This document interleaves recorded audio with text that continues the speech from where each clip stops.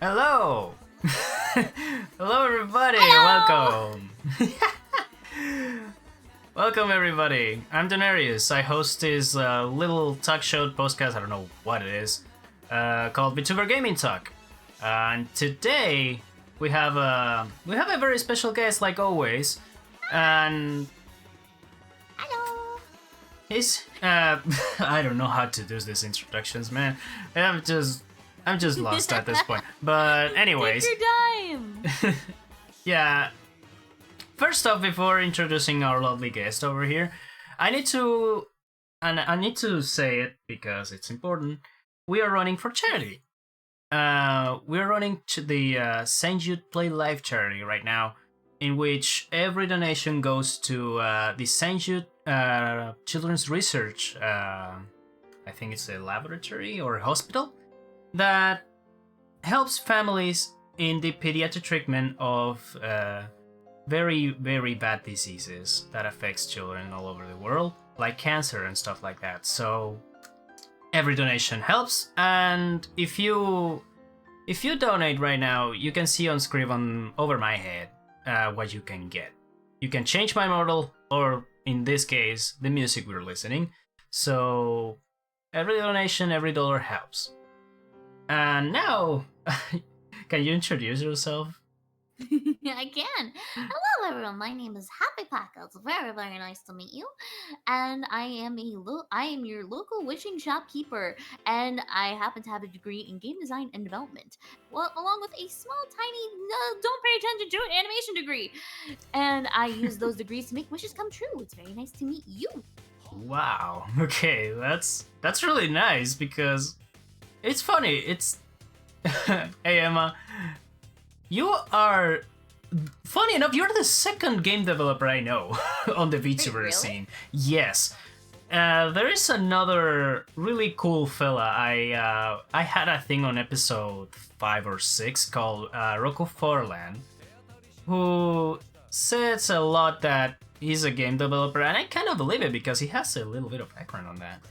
I don't remember well exactly where he was. I think it was on college. He was studying that. I think he dropped off or something. I don't remember well. I don't want to speak for him, but he's a really cool dude. I need to talk to them a little bit more. but Honestly, yeah. everyone has their reason. I went through the full course and I loved it. Sometimes though the way the course is structured, it's very confusing. And I will admit, you do not have to do game design development without a degree. As long as you have a strong portfolio, and develop your connections fairly. Honestly, like you can get in the industry no problem. It does not require a degree, though it does help. It does help I'm a to very just have strong it. advocate. Yeah. Oh, sorry. No. Continue. I'm a very strong advocate for at least trying a higher education. But if you don't want to go for college, I believe in heavily just learning a trade or putting themselves out there and presenting what they have. And as long as the best foot is put forward, I believe anyone can succeed. True. Doesn't matter where you go from. Like a piece of paper that validates your knowledge about something is cool, but having the actual work showing up for you, I think it's a little bit more important. Like having a portfolio, it's more important than having a diploma. At least for me. Like I prefer having my work backing my words more than a piece of paper, but a piece of paper also works, I guess. Absolutely. Like I'm a video editor. Like I love doing video editing for either my stuff or for someone else, and I prefer having my portfolio built up than having a degree on it, to be honest.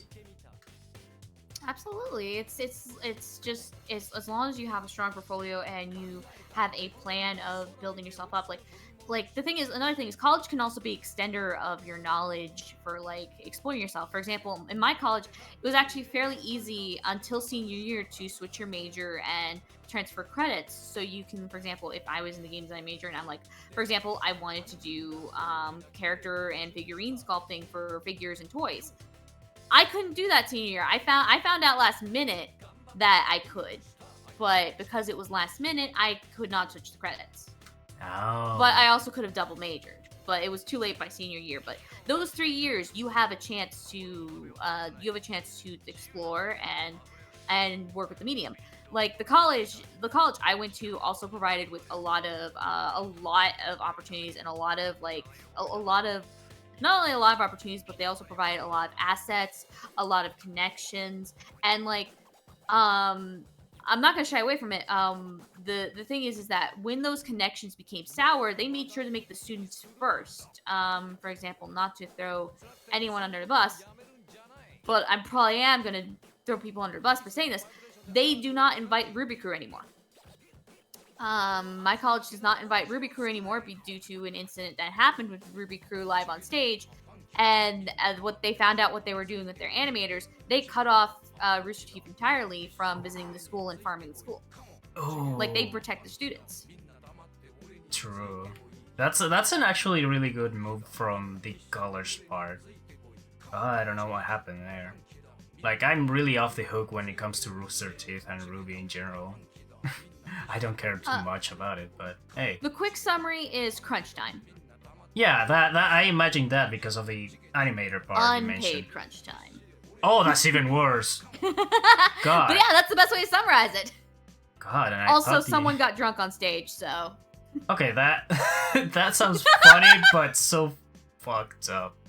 I wasn't even there. I was in Hong Kong at the time. I was studying in Hong Kong at the time. I got to know this knowledge secondhand. People wouldn't stop talking about it for weeks. Oh yeah, I believe it. Someone getting drunk on stage. That's a recipe for disaster. He had a beer. He had a beer. Him behind his chair. Oh my god. I don't know who it was. No one. I don't know because the thing is, what happened is the event got invaded by Ruby fans.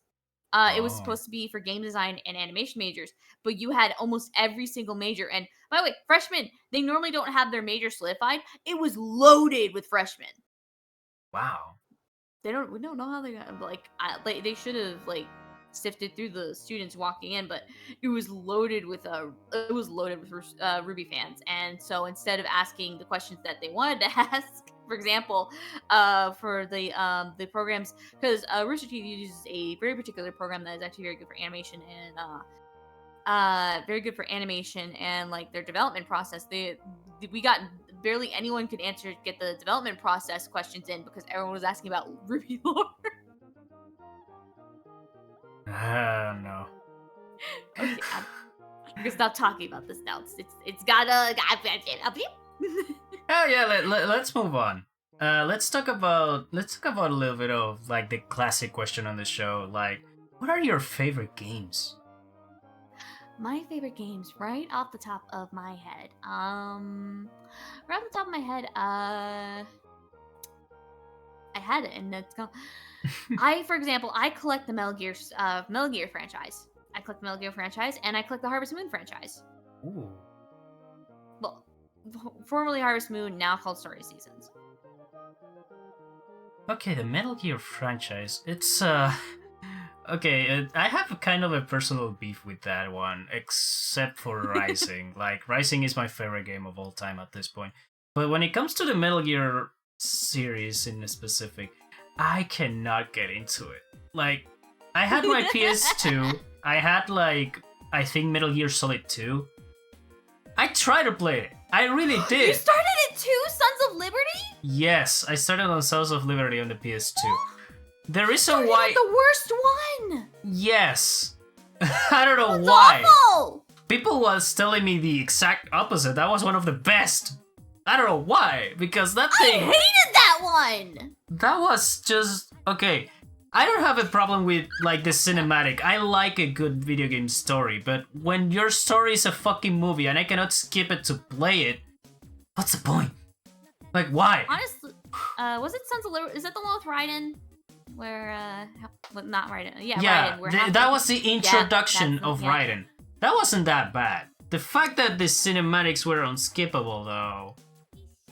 I honestly, if I can convince you, honestly, play Snake Eater. Snake Eater's so much better. Yeah, that's what people have been telling me every time I mention Metal Gear. Go play 3. Metal Gear 3 might be the good introduction to the series. Skip 4, don't even mention Phantom Pain, and play through 1 and 2 in that order after 3. That will be a better experience. At least Very much that's what I collected about like everybody telling me to play the Metal Gear series. That's the roadmap I got out of everybody. It's very much worth it. Metal Gear Snake Eater has both beautiful music, great story, wonderful twist, and on top of that, like the conversations feel genuine between people.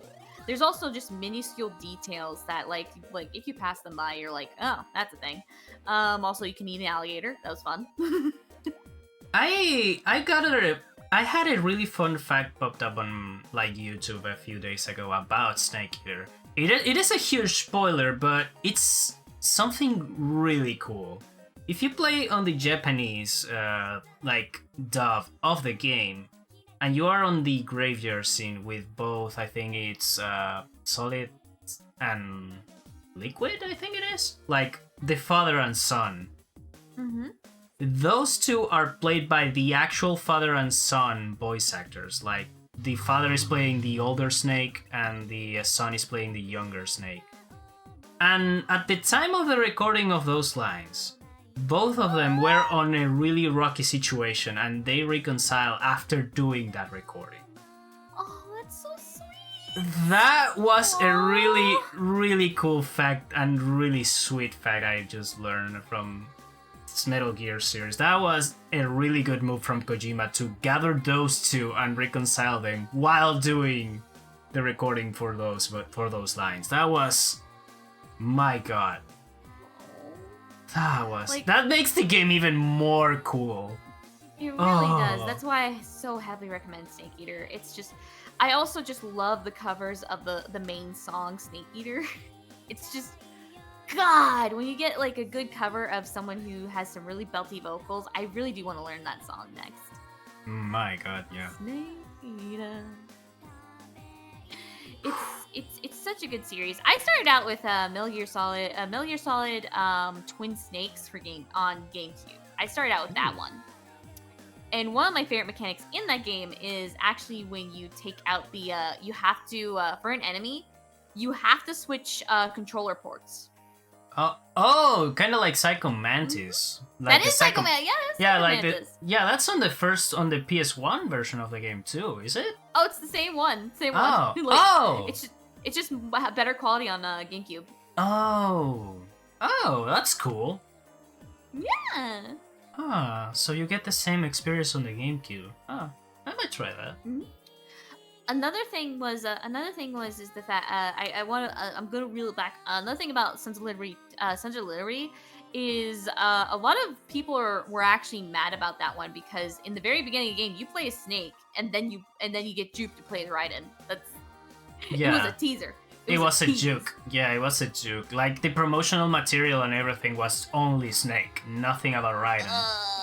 Yeah, everybody was pissed about that. I honestly think Raiden did redeem themselves with Revengeance. For sure. Oh my god. Yeah, that game is so fun. I love that game. Unfortunately, I never finished it because someone hardlocked my copy. How? How did you hardlock that?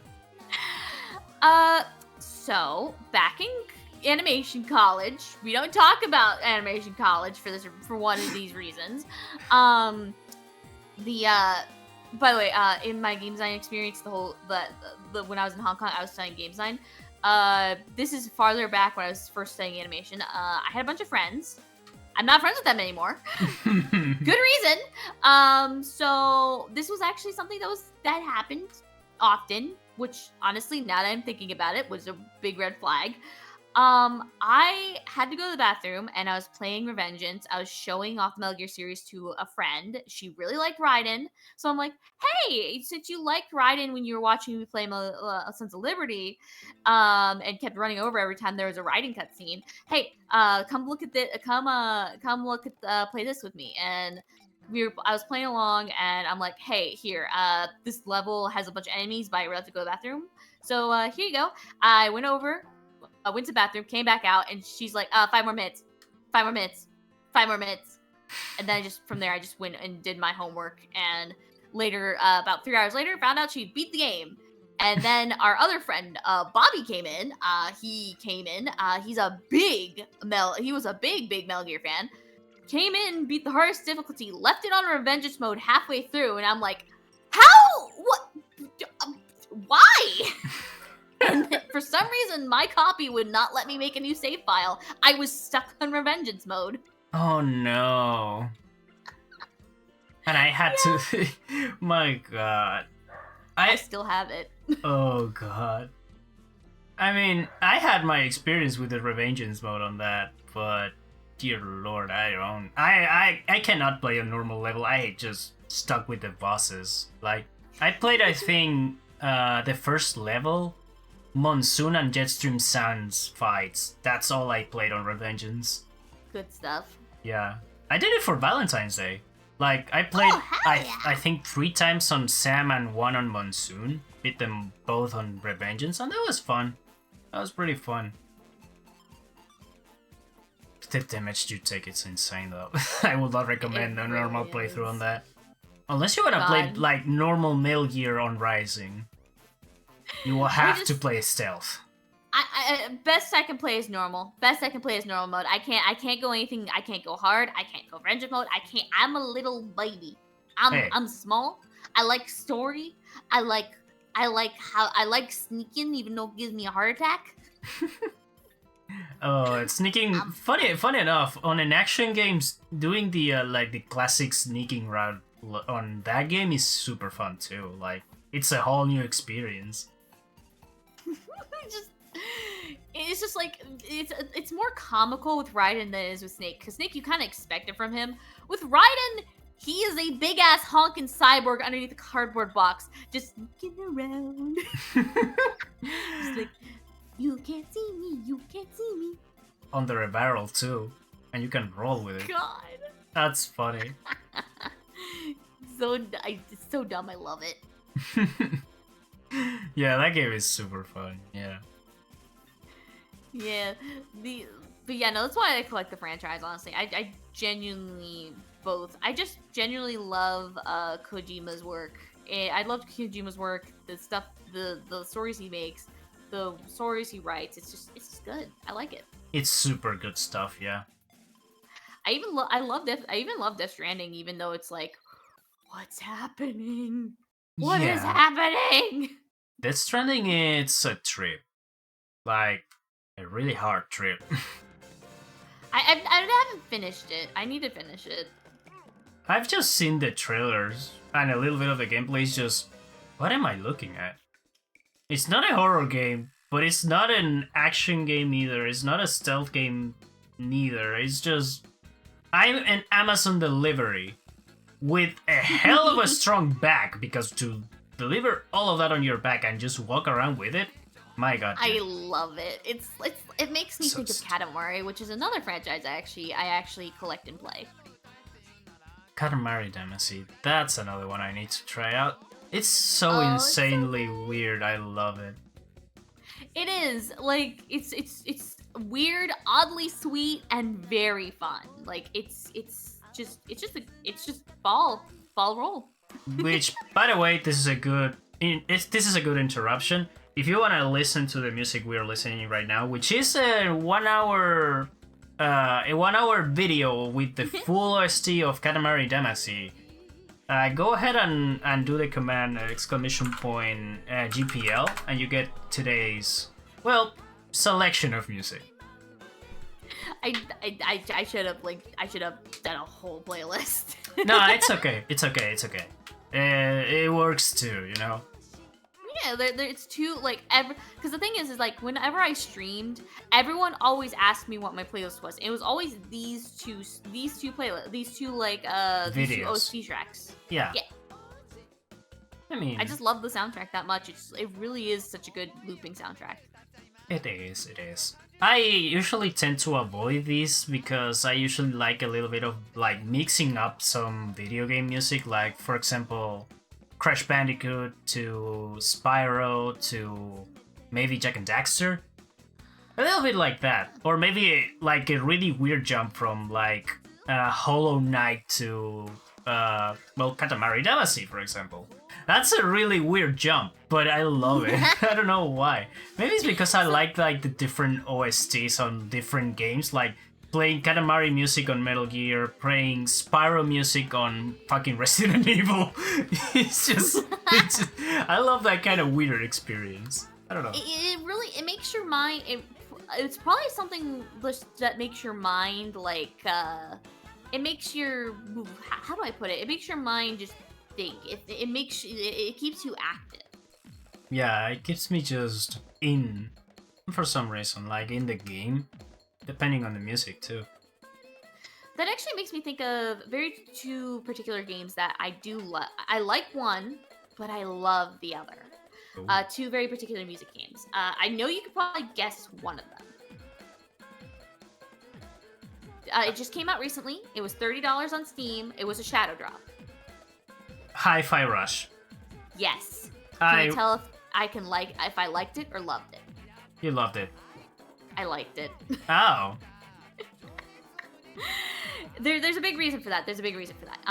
As someone who is a character design and developer, I hate to say this, Hi-Fi Rush is a very forgettable game for me. Design-wise, I can't believe it. Like, design-wise, that game, I don't know, maybe it's because I'm way too used to, like, the character design on, like, fighting games that have way too varied archetypes and body types and a lot of, like, weird, wacky designs. Maybe it's because I'm used to those kind of games and action games that have similar stuff on them. Fighting games are such a great example. That's a fantastic example, actually, because fighting games have such varying body shapes and also just varying colors. Also, the characters have amazing costumes. For example, like if you look at the costume of classically Chun-Li has a very notable design. It's very like you can't take off anything off that design. It's iconic. It's so iconic. Like from her bracelets to her hairstyle, it's very iconic, even to her pose. Her pose, color scheme, and the bracelets are the most iconic parts of her design. Because you can also say the same for like Street Fighter's Alpha design, which is basically just her on leggings and a short top.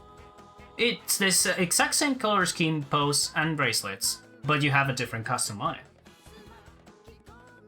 Yeah, it's awesome. I honestly like it's.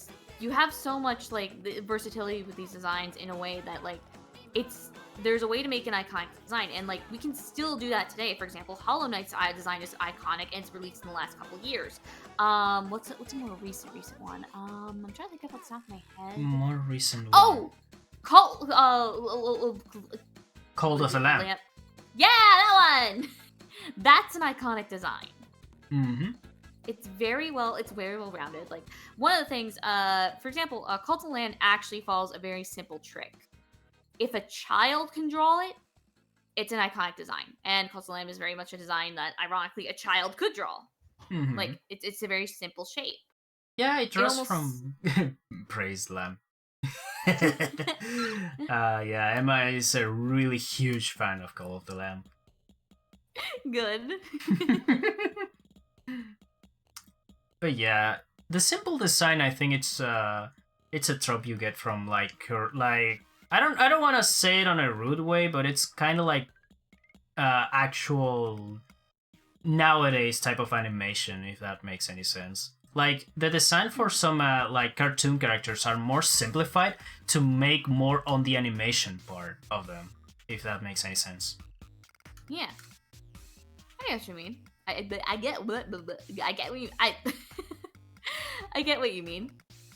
It's very much like it's just when it comes to making an iconic character design, you want a core silhouette and a color palette, for example, a color palette that has both a base tone and an accent tone. For example, I'm a all warm color palette with a cool accent tone. I'm more like reds and oranges on my whole tone, while my accent tone are my eyes and my glasses, for being the cool purple and blue. I don't know if I explained that well. Yeah, you have a main color, then you have your secondary and third colors. Like, if your primary color will be the reds, your secondary will be your hair, which is blonde or yellow, light yellow. Yeah. And then your third colors will be the ones on your eyes and glasses, which are between light blue and light purple. Or light, well, a little darker blue. Oh geez, my art school brain cells looks like they migrated to you. Nah, I've learned a lot since I've made this model, as you can tell. You got a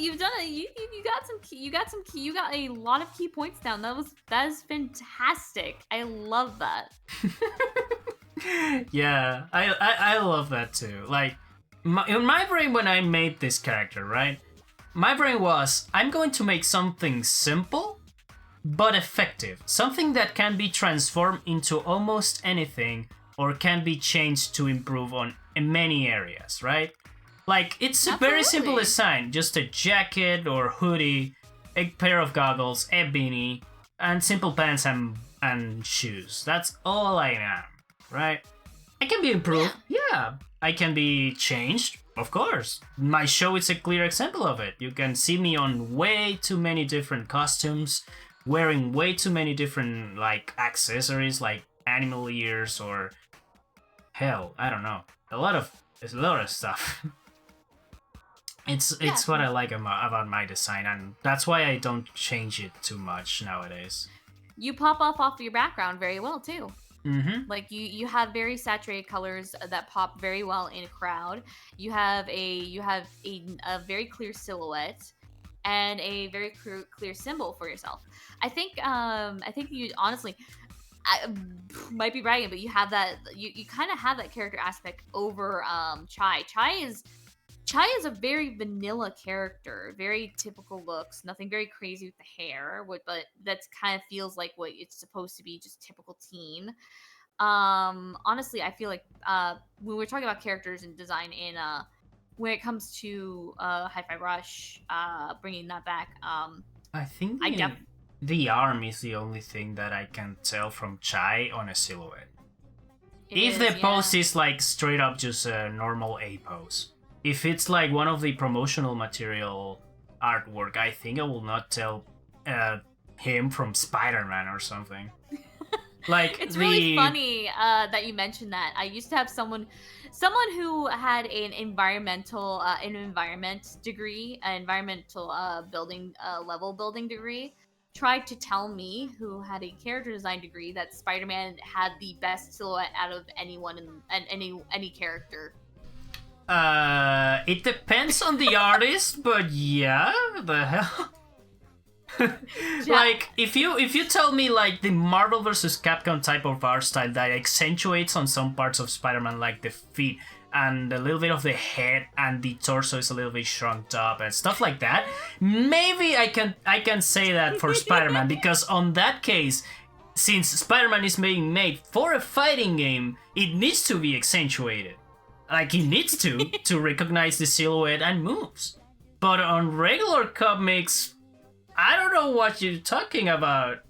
Maybe it's in a specific version of Spider-Man, like manga vs. Spider-Man. But I don't know.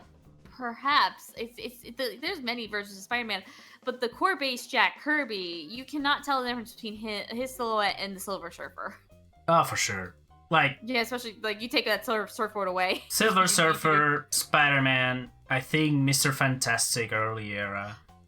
Yeah. There is a lot of like same body types on the Marvel, like early Marvel comics. Spider-Man, Absolutely. Silver Surfer, Mr. Fantastic. I think the only one that was exempt on that, I think, was Wolverine, because it was a little bit on the shorter side, but I can be wrong on that.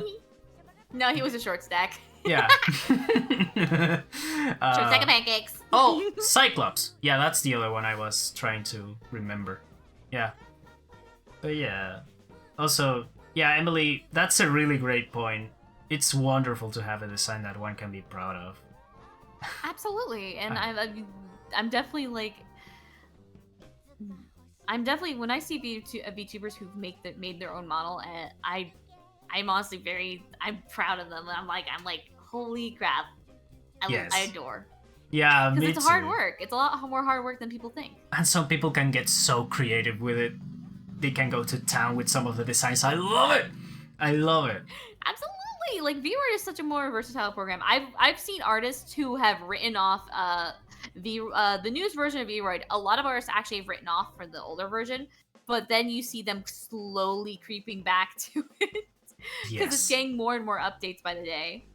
More and more updates, more and more default options that you can change up and play around with. It's just so good. My God. We just got undo and redo buttons. Yes. I don't have to press Ctrl C anymore.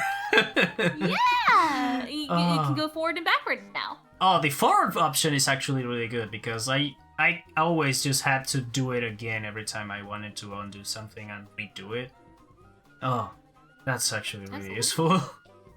It really is, and the fact that you can also like, it's a really good way for people like programmers to actually get a quick rig out. That's something that looks nice because have you ever seen Always Break Time? No, but it sounds familiar. What is it? It is a 24/7 AI generated anime. Oh no. And no, it's great. They use VRoid Studio models, and the characters are actually endearing. They do some writing, and it's very interesting. It's very nice, honestly. It's very cute. I mean, Yeah, no, it is an AI generated anime technically, but it's only AI generating episodes and such, and they're not very good. And the sentences, of course, don't make sense, but it's all in good fun. Which, like, the person who's making it is obviously very much a programmer and not an artist, but at the same time, because the VRoid is right there, they can make very simple, cute models by just making them. Mixing and matching parts and costumes, yeah. You can make a pretty convincing model. Hell, I am inclined to say that recent games like Genshin Impact, for example, I don't know why, but when I started playing that game when it came out, it screamed VRoid to me. Like, this has to be a VRoid model. It can't be that a guy that it's supposedly to be like tall and buff, it's as scrawny as the guy that came before it. Like, how? It's actually really funny you mentioned that. I know I said I wouldn't bring up Ruby again, but some fun. It's actually something I learned in the testing phase of Ruby's testing animation. Monty Ohm actually used MMD assets on an MD asset store to prove his because he only had a limited amount of time, could not 3D model everything that quickly. So he used MMD assets to make missing pieces. Oh. For example, just hair and certain and bodies, hair and bodies, I believe. They of course replaced them when the series became official, but Monty did use some of those assets. Oh, that's cool. Mm-hmm. Wow. But MMD is a very versatile and like creative community. Like if you go on DeviantArt and type in VRoid assets, you will get thousands of models that are just so amazing, honestly. Yeah, they're all Twinkies. Oh. Yeah, I need to check on other like parts. I've been just sticking with Booth, to be honest. Like Booth has some really cool free stuff that I can use.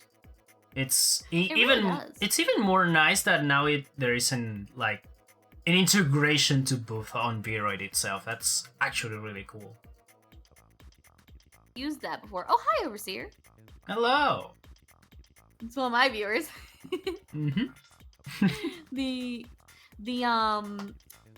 Honestly, but yeah, no, VRoid is a very versatile program. I'm stretching it to its limits, and I love doing that because it's very fun. I love the line function, for example, like as you can see, my outline's very, very prominent because I mimicked the 90s fashion, 90s style with my model. I wish you could like change the color of the outline from that reddish to almost near like bright red to a black one or something like that. You can. You can? How? You can. It's in the hair settings. When you go into the hair texture settings, you can actually pick the outline color. Oh. And I picked the red. Huh. Because the outline on the rest of the body is that red. I thought you could not change that, huh?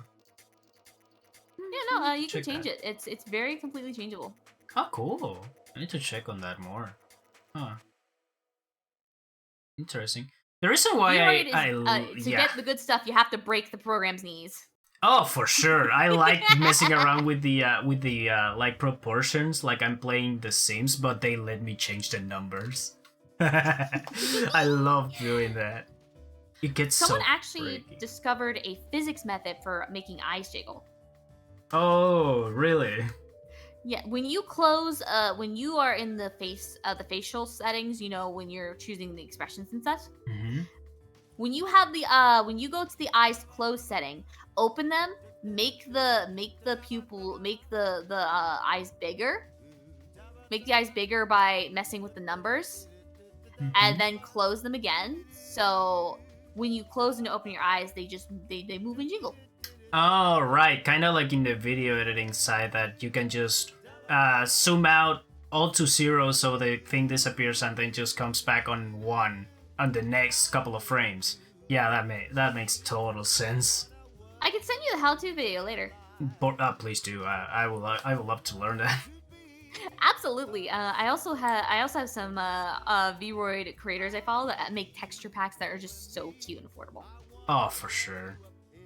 So hell yeah! I actually even bought recently. I bought a fun fact. One of the things that I really love about the Vroid community is for some reason old '90s anime assets just keep popping up, and I'm loving it because well, they're not in '90s style. Of course, I have to adjust them and make them '90s styles. For example, I actually one of the settings I really love is that you can do hard cell shading on these models just by going into the looks asset area and just changing, making the shading harder, which definitely makes a character pop. You can also choose the color of your shadows, which is very nice. Oh yeah. And but yeah, no, one of the things I found recently, it's just so offhanded and so weird, but I love it.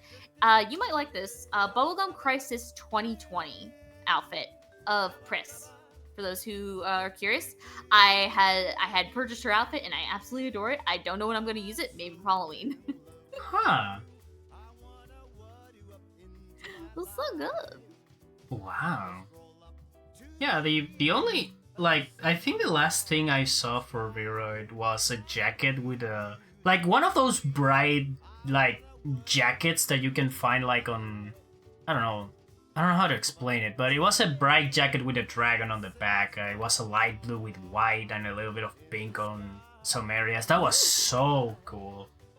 My god, that jacket was really good. But outside of that, I explored a little bit of both, found some free models too. Like, some people made mechs out of these Vroid models. I don't know how they did it, but my god, they are cool as hell. Can you send me a link to that? I need to find them back again, but yeah. I could probably just dig around and find them, honestly. Yeah. It should be on the free models section. I was actually just talking to my friend Uriah yesterday about making myself a real-life costume mech suit. Wow. Someone's selling the template on Etsy, and I'm like, ooh. There are people, I think, selling also Halo armors, like, templates for, like, cosplay and stuff. At least that's what I saw on Instagram when I was just checking out the profile of a really cool cosplayer that does Halo stuff. I do minor cosplay. I've only done, actually, I only do one cosplay right now. I only do Revy from Black Lagoon. Ah. Yeah. Cool. It's fun getting stopped and people being like, wait a minute, Revy? Revy? What? Because the series is technically still ongoing. He just does it whenever he wants. Hey, yeah. It's also like, if you ever seen Black Lagoon, Black Lagoon. Oh my god. If you ever seen it, the guy who created it is surprisingly the most wholesome manga creator you can ever run into. I went to a convention where he was at one time, met him, he's so sweet. Freaking love cosplay. Do you want to know how they got him there? How? He's an NYP. He's a police otaku. They gave him they got him a tour of the NYPD before they brought him over. Oh my god. He likes police officers. He's a police otaku. Oh god. He thinks they're cool, and like he likes the uniforms and stuff. That's like he's a big fan of it, and it's very ironic considering what he writes about.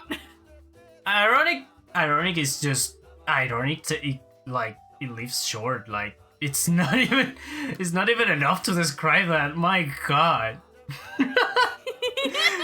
Like you. I mean, gotta know the law to get around it. I mean, you need to know the law to like really accentuate on how much illegal shit is going on here. My god. Really quick. Let me make the FBI agent happy. Pay your taxes. Okay, we can continue. Yeah, that just makes only the FBI and the IRS happy. So yes. Pay your taxes, people. Yeah, taxes. Important things and numbers you need to take care of.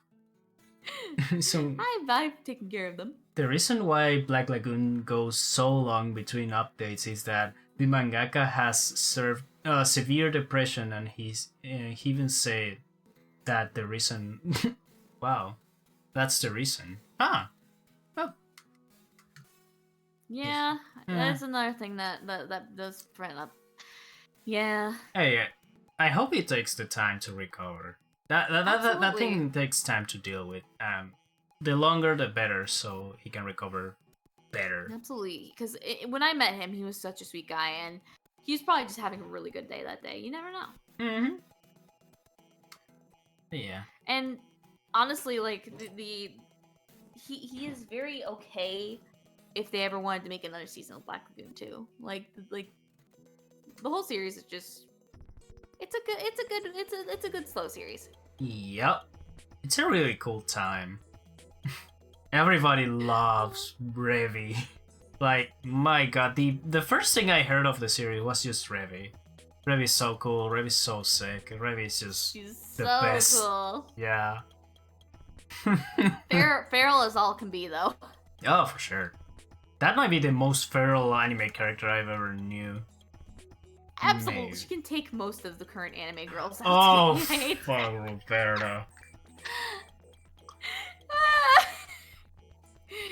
She won't hesitate. It's the real wife of the series. My god, dude. Roberta is just... It's just Revi to the limit. My god. I love it when those two fight. It's both comical and terrifying. Yeah. Like, it's like watching a war between two countries, like, just play before you. Those two fighting, my god. And by the end of it, they're just smacking their heads against one another. Yeah, by the end of it. But still, though, they are just two unstoppable forces clashing. It's insanely good. Oh my god, Black Lagoon. Do we have a game about Black Lagoon yet? I kind of remember there is one, but I'm not sure about it. I mean, there is a lot of Japanese animes that do get games. For example, one of them I did not know had a game, but was super happy when I found out was Kenichi, the Mice Disciple. Huh. I heard it plays very well, but it never got an English translation. It reminds me of that part 1 of JoJo's that got a like PS2 Japanese only game.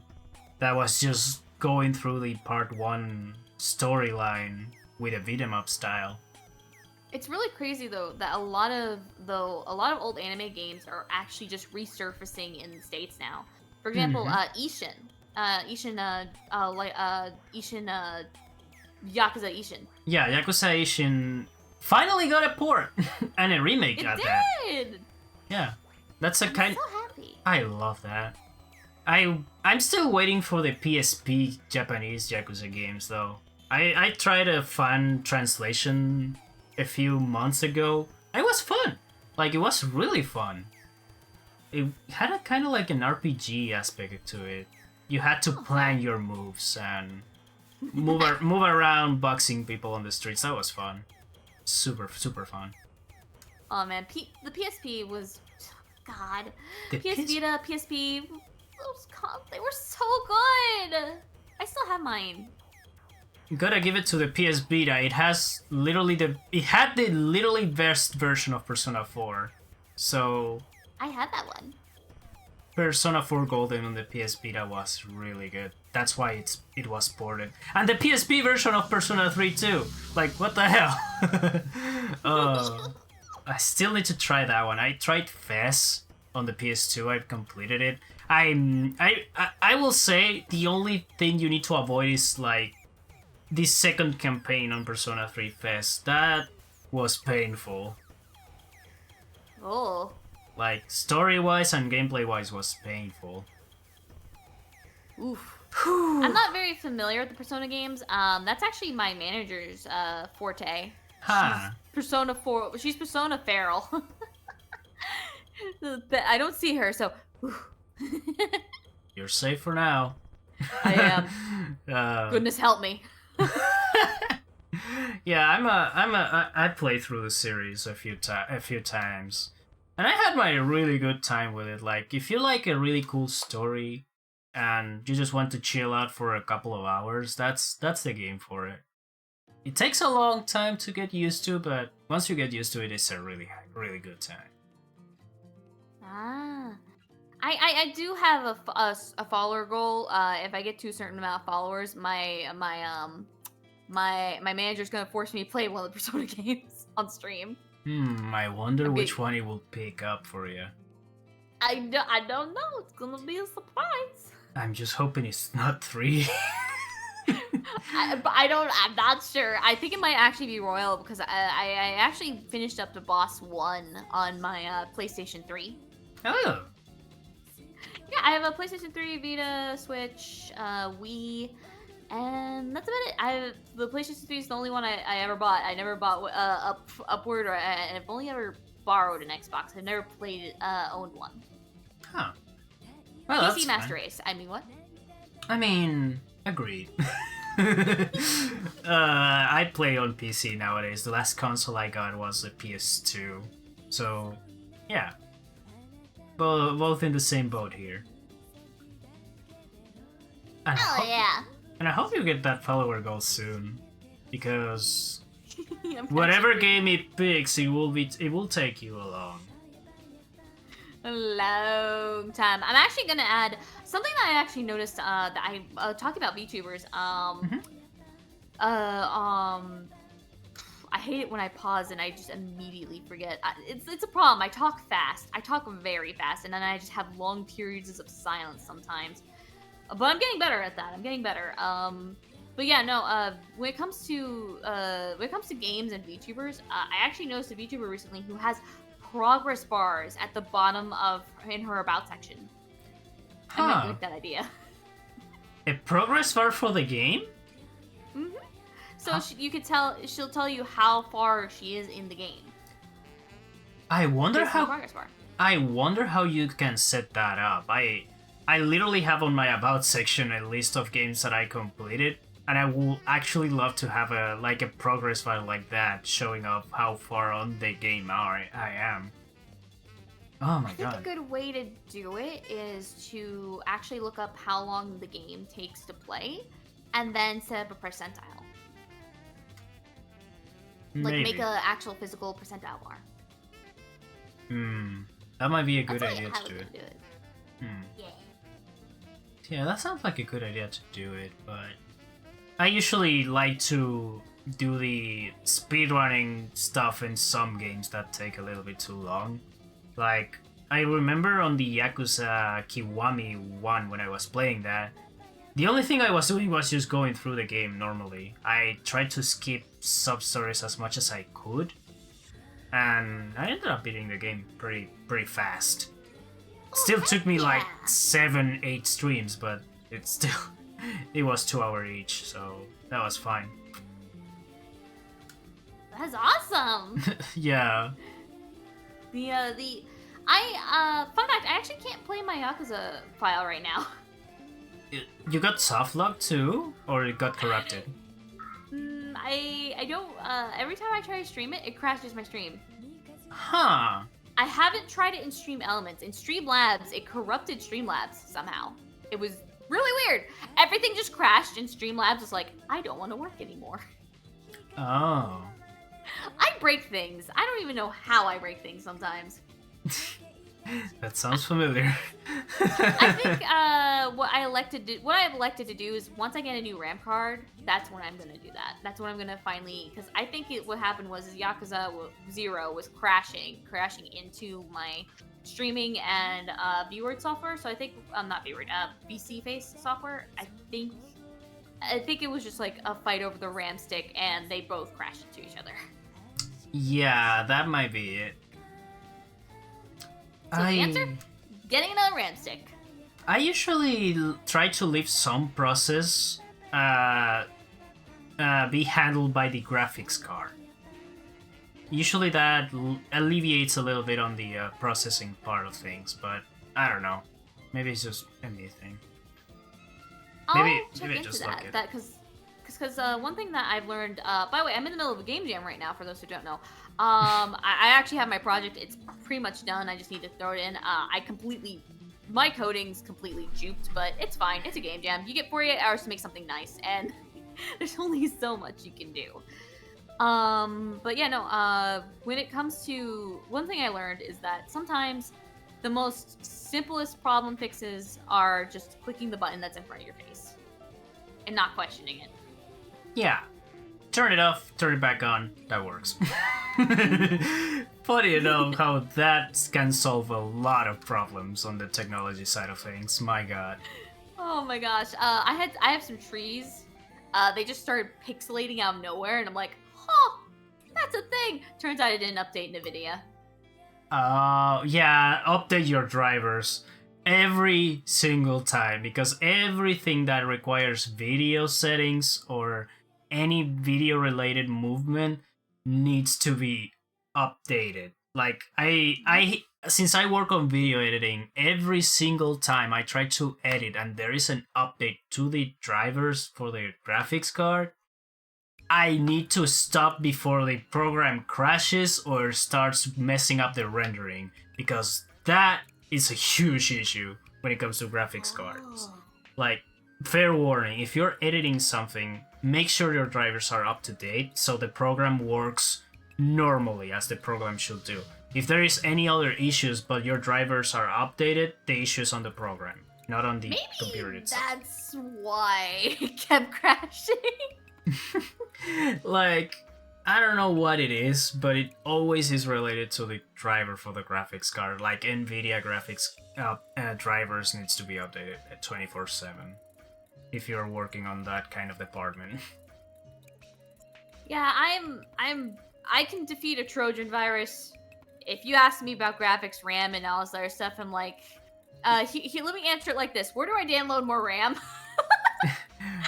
That's a joke, by the way. No, it's fine. It's fine. I'll take it. My brain also dials down when it comes to that kind of stuff. Like, when someone is explaining me, how the fuck am I dealing with this, or that? In some cases, my brain is just a dial tone. It's just beep, nothing. God, I know that too well. Yeah, when the brain doesn't want to, like, deal with it, it just dials down or starts thinking on other things. Oh my god. Goodbye, thoughts. Be gone. Be gone, thoughts. Yeah, I do be gone. But that's something normal. When you don't want to deal with it, you just want to get through it. One game I'm surprised I never had a problem with when it came to the video card, though. Thinking about it now is like, remember earlier when I said there was a musical game I liked and then a musical game I loved? The one you loved, you never mentioned it. Yeah. Exactly. The one I never mentioned was No Straight Roads. No NSR. Straight Roads. It is a fantastic game, and my art's actually in it. And you what? My art is in it. There was a fan art competition, and in the Steam edition, you can actually find my artwork at the very last level. Oh, that's actually really cool. I'm so proud. Oh. I did well, but I put a spoiler in it, so they had to lock it behind a door. Oh. Technical spoiler. Oh, that's cool. Oh, that's so cool. Yeah, it's a really great game, and that's why a lot of like the creator of Hi-Fi Rush and the creator of No Straight Roads did not want Hi-Fi Rush to be compared to No Straight Roads, and that is because they are two radically different games. They're radically different games. No Straight Roads sounds like a racing rhythm game. It kind of is in a way. It's a really good game. If you want something you can play within 3 hours to 2 hours. Like if you want to speedrun that game, holy shit, you could speedrun that game. But that game about 2-3 hours. Easy game, easy stream, really fun game, really fun characters. Highly recommend. Oh, I might check it out. Hold on. Let me On do top that of that, really quick. On top of that, actually, something that is it's actually a very important game for game design history. Actually, Oh, this is the first AAA game that came out of Malaysia. Oh. This game made their studio AAA. Oh. So historically, it's actually very important.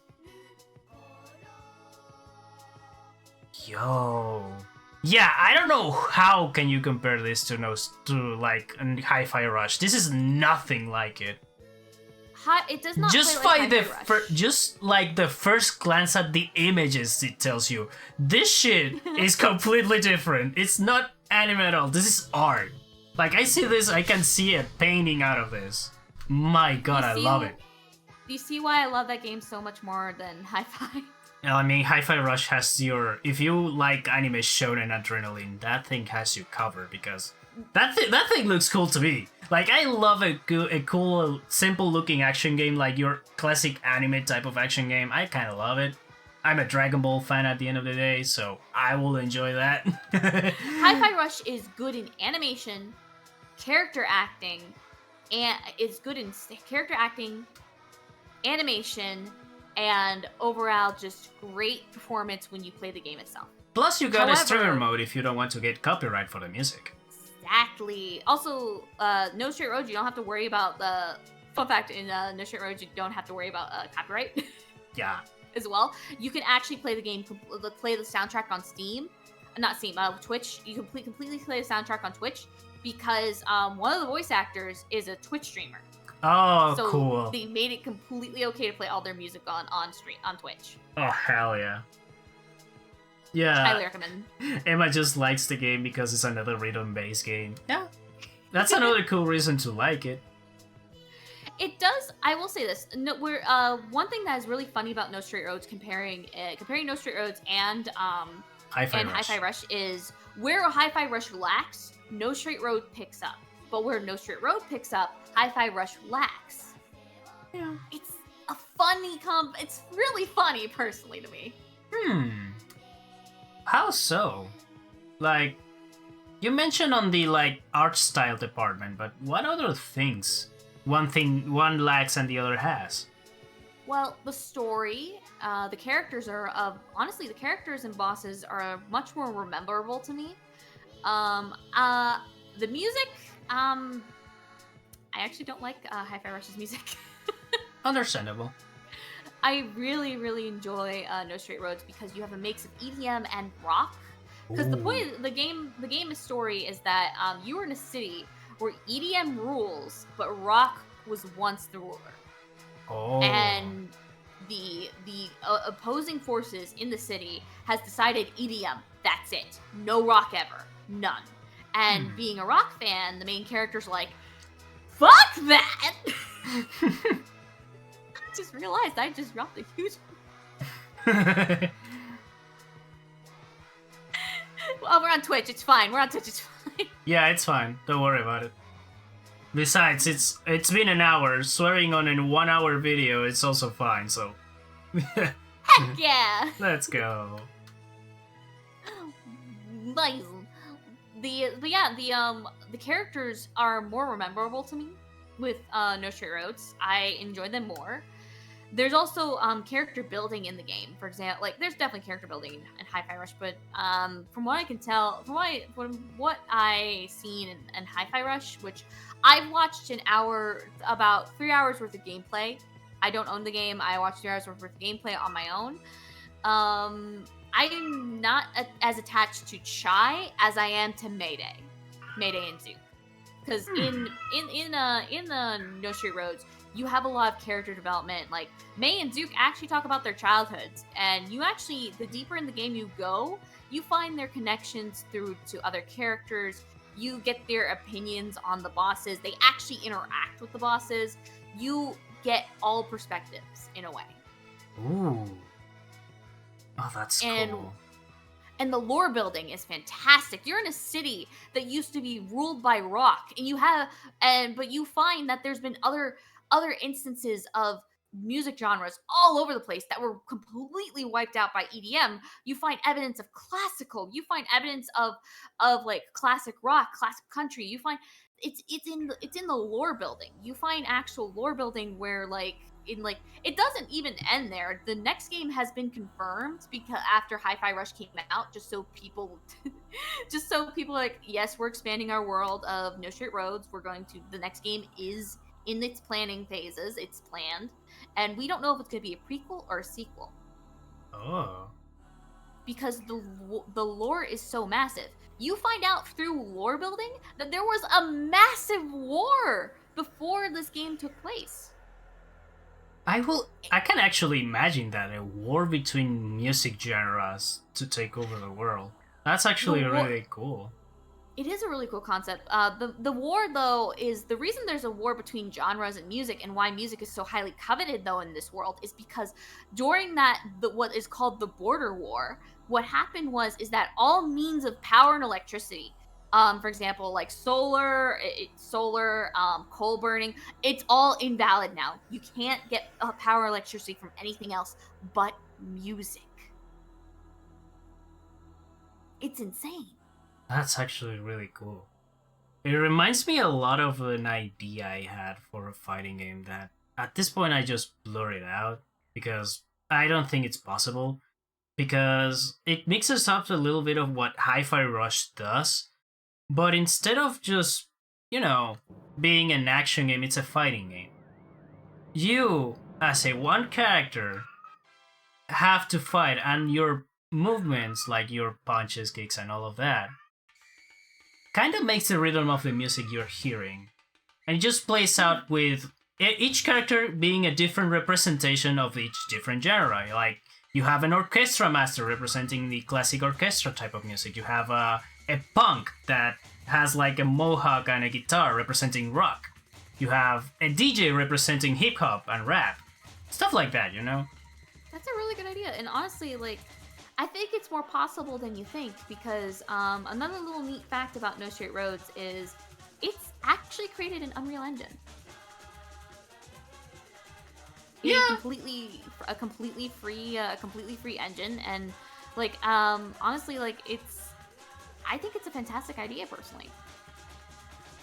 Yeah, I need to learn a lot of stuff to make that idea something feasible, but yeah, the original detonator for the idea was technically Killer Instinct, because at the end of a match you have the option to do a special combination against your opponent.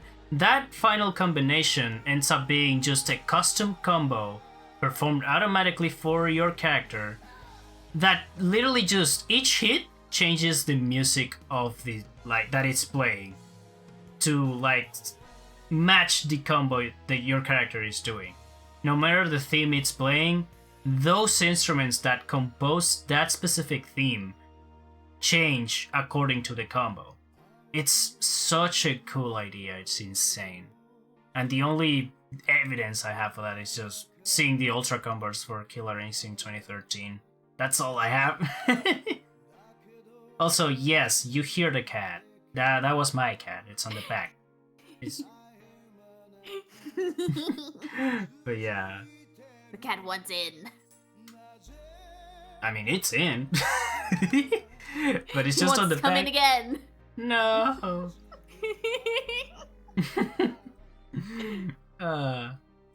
But yeah. Cool stuff overall. I'm adding that to my wish list. Sounds like a really cool game and right up my alley, so I'm trying really out happy. both. Yeah. It's such a great series, and honestly, I could probably write a whole thesis on both No Straight Roads and Hi-Fi Rush because both are fantastic games. I do have a little bit more biased love for one over the other, but at the same time, I will not deny that what both companies had made were masterpieces, classics. They are going to be played, and honestly, like Hi-Fi Rush does have a very unique charm of a Saturday morning cartoon that honestly you just can't beat. I mean, it's I don't know how to put it. It's kind of like a weird mix between a Saturday morning cartoon, a little bit of JoJo's, and your generic shonen anime tropes. I love it. I love it so much, and a little bit of comedy. Yeah. Oh gosh, it is genuinely just something fantastic, and I can't wait to see more. And I hope because the thing is I will say this, they actually fixed my the character I dislike the most in Hi-Fi Rush is Peppermint. Is Peppermint? I don't like her design. But the thing is that you can unlock after you beat the game. You can unlock a new design for her, and it's really good. It's a really good design, and I think it fits her so much better than her typical look. Default. Yeah. Oh. Well, that's actually really cool. Like you get incentives to replaying the game. But with No Straight Roads, the incentives for replaying the game is basically just harder modes, and also you unlock DJ remakes. Fun fact, when they held that competition, it wasn't just for artwork, it was also for musical artists as well. Oh, cool. You get different renditions for the music. That's so cool. Yep, and they were all unlockable remakes of the songs that you can play in each stage. There's also a Christmas edition. Oh god.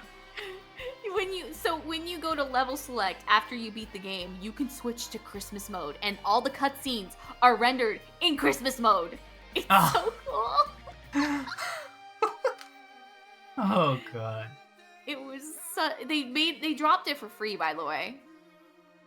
Oh, the Christmas mode? I believe it's on the only edition I see on Steam right now that it's like a final edition of the game. Yep, that Christmas edition is in there. Oh, okay, cool. You just have to unlock it via you just have to go to level select, which is really funny. It's a record collector. You go to him to level select. Oh, that's so nice. Changing the disc for each level. Oh, that's so He's cute. Such a poshy snob too. I love him. That sounds so fun. My god. It is. I've run into so many people attached to these characters. And yes, there is a K-pop boy group. I mean, if you're doing a little game that represents a war between music genres, you have to have K-pop. You have to have a representative of K-pop and other genres. What's really funny is there's this character named Neon J, and he's on top of a giant robot during his boss fight. And he's a very active character, so a bunch of fans on Twitter asked nicely about this, which is very funny considering how rabid fans normally are. They asked, "Hey, can Neon J dance on top of the robot when he's fighting us?" Guess what the next update was? Oh my god, yes! Oh my god, yes. And I thought the best, mecha-related thing was just the engine using a drummer robot on Crash 4 was the best thing. Now that's the best thing ever to happen on a robot. God damn it. I'm gonna bet you're gonna like Neon J. He's just he's a cornball. Oh, for sure. I need to also, play that the voice actor's active on Twitter. Ah, hell yeah. Gotta love those. The voice actors are all meme lords. I love them. Do you like, I have to ask, do you like what's that certain game? It's a game that my roommate likes a lot. It's a radio something. Jet Set Radio? Yes, this voice actor from Mayday, the voice actor of Mayday was a voice actress in Jet Set Radio. Oh, cool. Wait, There was, I think, just one character on that game that had voice lines, I think. I think that was Professor K or Professor J, something like that. I could have sworn there was a female character. There is like basic voice lines for all the like playable characters and the boss fight, I think. But outside of that... she was the basic line voice actors for it. Oh, it maybe was the blue girl. Oh, Gum. Yeah. No, wait. Gum is the green one. The blue girl is Mew. Yeah, Mew. Yeah. She was. I think she was Mew. I better get that right, or else my roommate's going to. No, it's Mew. And throttle me. Okay. If I remember correctly, the girls for that game were Piranha, Cube, Gum, and Mew. The rest were just guys. I still want to play that game. It looks so fun. It's fun. It's tough. Like, you will get through the first couple of levels kind of easily, but some levels get super tough and super picky on the timer. But it's a fun time if you get used to the controls. If I get stuck, what will happen is, I don't know if you know this, but on my stream I have a character named Chaos Duck. She's my roommate. She'll kick me out of my chair and play and beat it for me. Oh, that's actually really cool because this game can be a little bit of a bitch. She will not let me curse her precious game. Trust me. Oh, for sure, it's a really cool game. Also, I'm so excited. If you want a similar experience but more like a little bit more easy, I would recommend playing Hover. It has a really dumb name, like Hover the Revolt of Gamers, because it's a really fun game, gameplay wise. Story is very simple but effective, and it is a very short game, but I will actually recommend it. Hell yeah! But yeah, I think we've pretty much gotten most of everything we wanted to talk about. Yeah, it's about time we wrap it up. Yeah. Yeah! Thank you for being here. It is always a blast doing this show and always interesting to just chat about this kind of things. And I kind of love getting to know people here, so I appreciate it for accepting the invitation here. It was honestly really great to get to know you more, and like honestly, let me know when you're streaming No Straight Roads. I'd love to see your reaction to that game. Once I finish Street Fighter 6, which is the next on the list. Yeah. Oh, absolutely. Street Fighter 6 is going to grab me and take me through the road here. Like, it's gonna take you and throw you into the car. Yeah, and beat me the crap out. It's gonna use the battering ram. Yeah, that game's going to be fun as hell. But yeah, No Straight Roads. I used to do fight tournaments actually. Fun fact. I used to smash tournaments in high school. I did them for about a couple months, and then I got my ass kicked so badly. I'm like, maybe I'm not a smash tournament.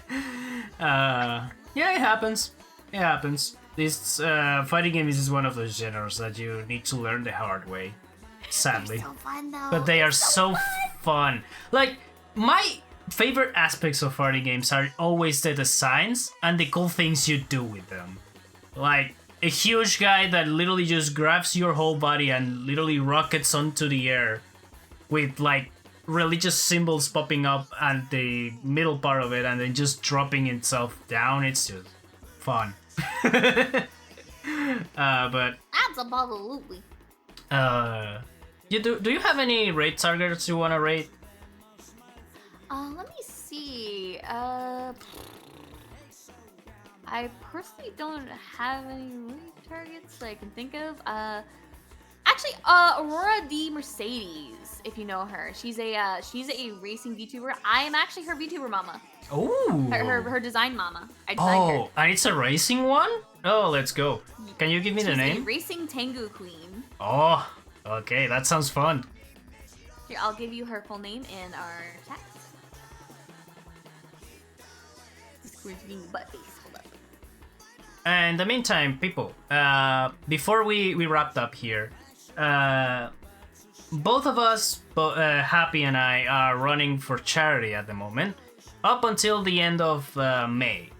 The charity is St. Jude Play Live. We are helping collecting money to help out the St. Jude Research Hospital that helps on like help on the treatment of children diseases.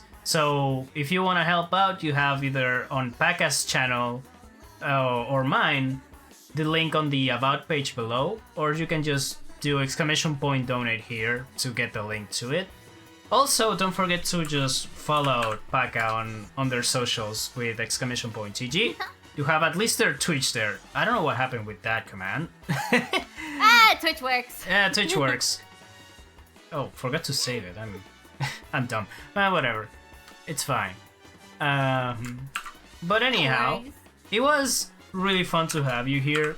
Thank you for accepting the invitation and helping me out with the show, you know? No worries. Honestly, it was really fun. I've never been asked to be on a talk show before. It's just, you made me really happy. Yeah, this talk show is always a fun time. It's always fun to know stories and the people a little bit. It helps me out a little bit down like making contacts and stuff, you know? That's so cool. I honestly like the Twitch can always use more talk shows. Like, it's a good way to get to know people because when it comes to the streaming sphere, it is so big that honestly you need variety. You need people who's willing to show more variety. And like, I've never actually ran into a game developer type interview stream. Like, I've never run into this sort of thing before. I mean, and I'm very happy. Yeah. Like, you get to know a lot of people when doing a talk show too. Like, it helps out a little bit if you're kind of like me. I don't like reaching out people because I always feel like I'm bothering them, or the numbers sometimes just play out on the mind, you know, the difference on numbers and stuff. But sometimes once you get through that and just do it, it's worth it. Like, you get to know cool people, you get to know really funny people, you get to know really cool and like good to hang out people. Yeah, you get a lot of connections. You get a lot of connections. You get to know people. You get to find interesting things, and you also get to trade secrets. For example, when we talked about Vroid, we get to know the little ins and outs that either of us didn't think of. And the only perspective I've always give when I'm talking about Vroid is that you want a character creator game. That's the literally best character creator game you can ever get. Like, ever. Absolutely. You will literally get you can literally make anything in this program. Sims is blushing on the corner right now. But yeah. God help us if we ever get a Vroid Sims plugin. Ooh, that would be totally actually really scary. That would be scary and cool at the same time, but also terrifying. I'm not equipped to talking like a sim at the moment. Thank you very much. Oopsies, nay. Oh no. Gabadoo. Okay, that's another thing I know. Yeah, let's wrap it up here. Thank you everyone for being here. Thank you, Paca, again. And see you guys next time. Bye-bye. Bye-bye.